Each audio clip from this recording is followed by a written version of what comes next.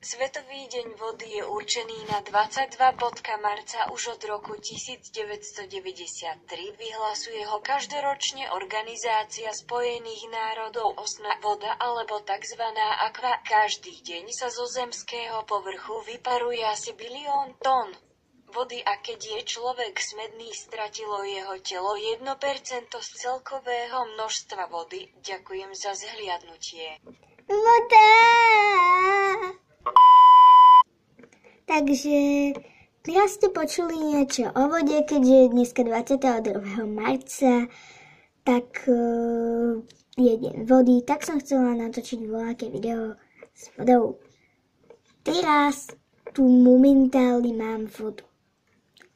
A idem nastriekať na môjho LPS vodu.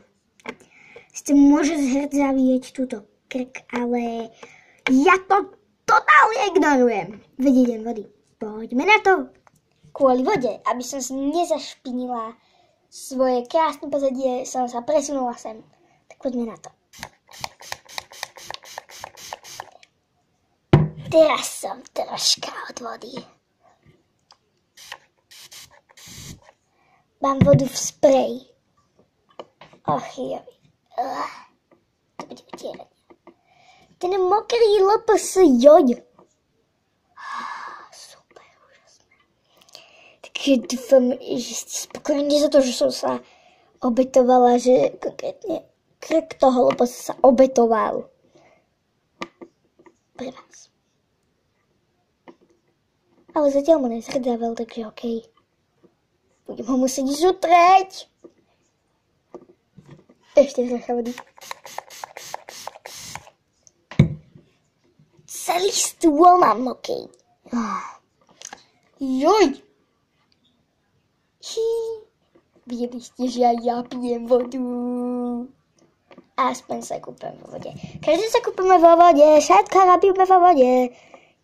Skoro ani jedna činnosť, čo robíme za deň, není skoro ani jedna činnosť, ktorú by sme robili bez vody. Takže tak. Takže chudátko veľa. Aspoň ste videli, že každý máme vodu. A dneska, keďže idem vody, aj tí, čo nepijú čistú vodu, čo pijú len čaje so sirupmi a tak.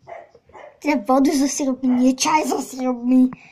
Každopádne, čo nepijú čistú vodu, mohli by ste to skúsiť dneska.